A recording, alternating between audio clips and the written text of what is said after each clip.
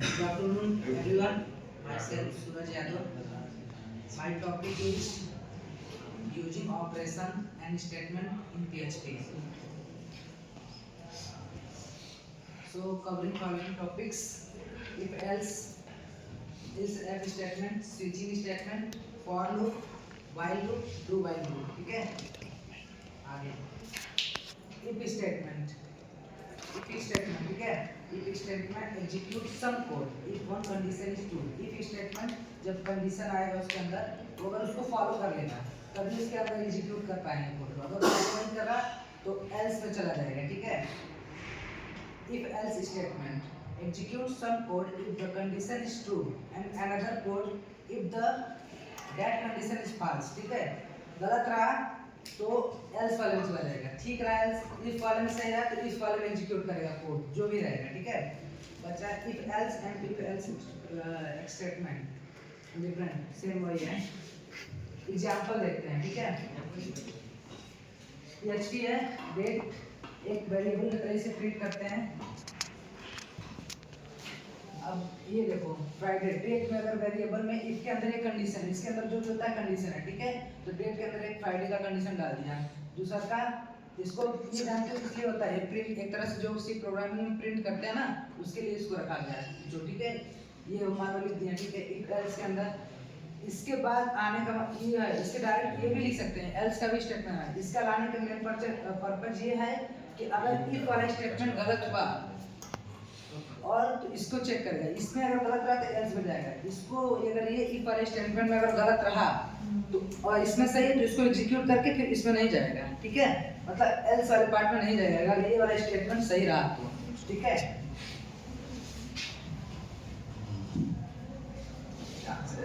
बगल वाला इससे इसको उधर सबसे ऊपर ये ठीक है।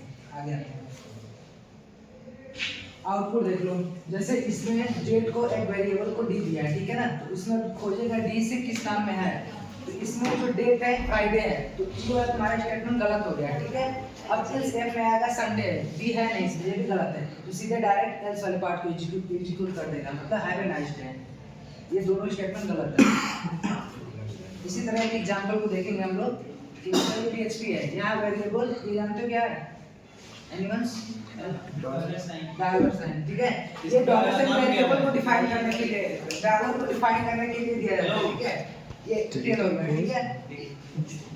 गजब में अब इफ स्टेटमेंट के अंदर एक कंडीशन है x ग्रेटर देन 5, ठीक है? अब यहाँ x is greater than 5, else के अंदर आएंगे else is less than equal to 5। इसका आउटपुट कोई बता सकता है? एनीवन?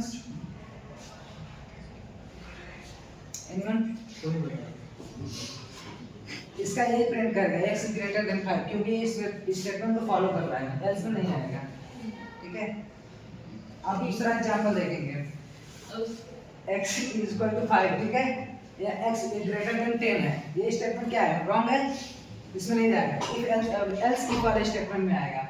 और इसमें क्या है? x is equal to 5, then इसको सेटिस्फाई कर रहा है, तो इसको क्या करेगा? इसको प्रिंट कर देगा, एल्स में आएगा नहीं, ठीक है? अब आते हैं switching statement. Switching statement test a variable against a series of value. We can assume switching statement is an alternative to the if else and else statement. Example देखेंगे स्विचिंग स्टेटमेंट का। देखो जैसे कोड तो ऐसे start होता है, इसका तो इंडेक्स है। अब डेट एक वेरिएबल की तरह इसको ट्रीट करता है इसमें, ठीक है? और स्विच जो है इसके अंदर जो भी वैल्यू होता है, एक सेकेंड, हाँ ठीक है, जो भी होता है ये वेरिएबल की तरह ट्रीट होता है। अब इसके अंदर स्विच के अंदर केसेस बनते हैं। वन जैसे सी प्रोग्रामिंग में ऐसे पहले जो हम कोड देखे उसमें क्या हो रहा था कि मतलब इफ एल्स ऐसे करके स्टेटमेंट बन रहा था, लेकिन जब स्विच का आएगा तो उस वाले में केसेस बनते हैं, केस 1, केस 2, केस 3 ऐसे करके बनते हैं। तो केस 1 में क्या है? फ्राइडे है, उसके बाद ब्रेक, फिर केस में संडे, फिर उसके बाद ब्रेक। ब्रेक जरूरी है, अगर ब्रेक ना लगाएंगे तो ये कंटिन्यू चलता रहेगा लूप, ठीक है? नहीं होगा फिर, इसीलिए ब्रेक को लगाना ज़्यादा जरूरी है। आगे आते हैं आउटपुट। आउटपुट में वही बात जो इससे पहले मैं बताया था कि डेट वाला जो है, डेट डी से कोई इसमें दिख ही नहीं रहा, क्योंकि इसमें फ्राइडे है, संडे है, डेट का कोई वैल्यू है ही नहीं। मतलब कि जो तुम्हारा केस में ये जो तुम्हारा केस है इसके बराबर जो होता है ये वैल्यू है, ये स्विच है इसके अंदर जो है वेरिएबल, जब वेरिएबल केस के वैल्यू के इक्वल जब होगा तभी वो उसको प्रिंट कर पाएगा। इसमें वेरिएबल तुम्हारा डेट है, डेट के इक्वल डी है, मतलब इसमें जो डी के इक्वल होगा उसी को प्रिंट करेगा। इसको भी सेटिस्फाई नहीं कर रहा है, इसको भी सेटिस्फाई नहीं कर रहा है, तो सीधे एल्स पार्ट में डिफॉल्ट पार्ट में आ जाएगा। डिफॉल्ट पार्ट में आ जाएगा तो वो have a nice day print कर देगा। ठीक है, आगे आते हैं। अब हम एग्जांपल रखे हैं तो ठीक है, एग्जांपल को देखते हैं, सेम वही है समझने के लिए। जैसे इसको हम देखते हैं, इसमें हम एक वेरिएबल ले लिए डे बराबर मंडे, ठीक है, और दूसरा सीच बराबर डे, इसको एक वेरिएबल है।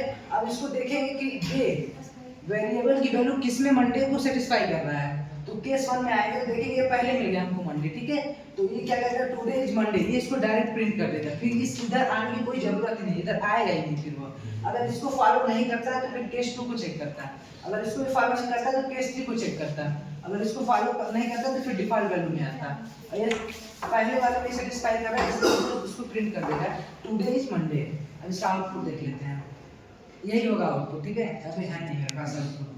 अब आते हैं for loop. For loop execute a block of code specified number of time. For loop execute a block of code specified a number of time.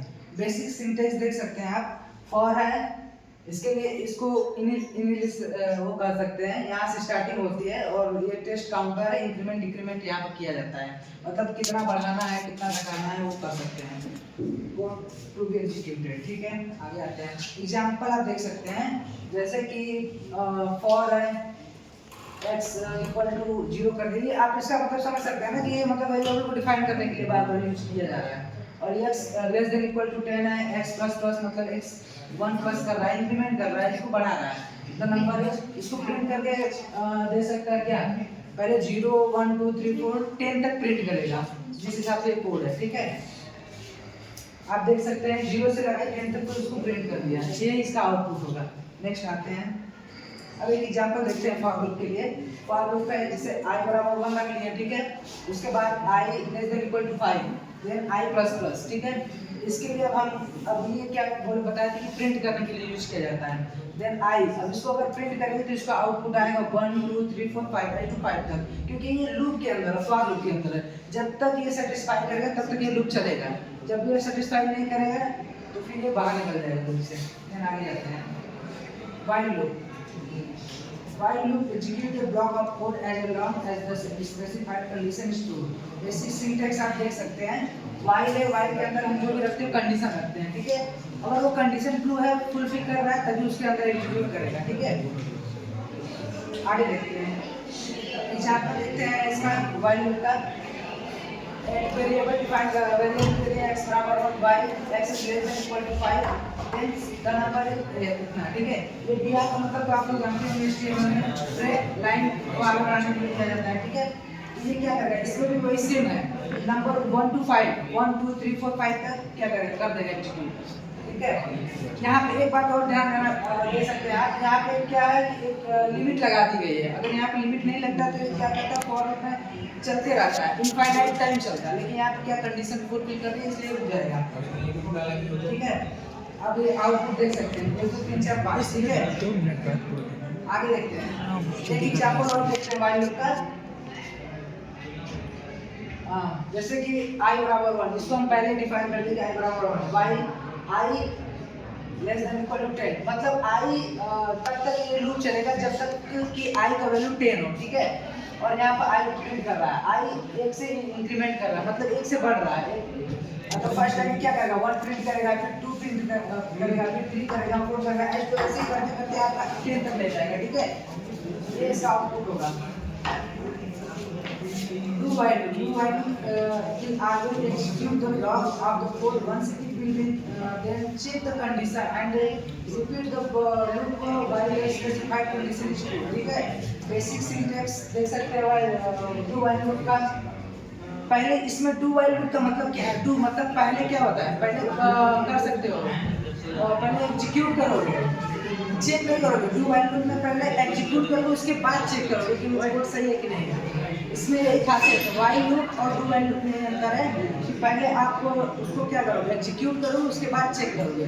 और इसमें सबसे बड़ी बात है ये है कि एक बार तो इसमें एग्जीक्यूट कर ही सकते हो, भले ही स्टेटमेंट इसमें गलत रहे लेकिन एक बार एग्जीक्यूट करेगा कोड, ठीक है, यही इसका मेन अंतर है, ठीक है।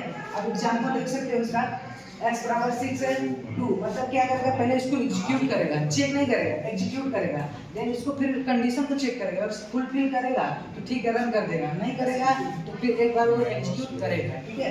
तो यही है, इसका आउटपुट देख सकते हो L6, ठीक है। एक एग्जांपल मैं कर सकता हूं, ठीक है, 1 है 2 है, ठीक है, यहाँ पर I कर दे x plus x less than 10, मतलब ये फिर चेक करेगा, कंडीशन को यहाँ पर चेक करेगा 1, ठीक है, x plus 1 कर रहा है, ये कंडीशन ये चेक करेगा कि अगर x less than 10 है तो ये 10 बार चलेगा, ठीक है, 10 बार चलेगा तो ये अब कंडीशन को ये क्या करेगा, सेटिस्फाई करेगा, मतलब लूप पूरा चलते रहेगा, 1 से 10 तक प्रिंट कर देगा। तो सर यही था, थैंक यू।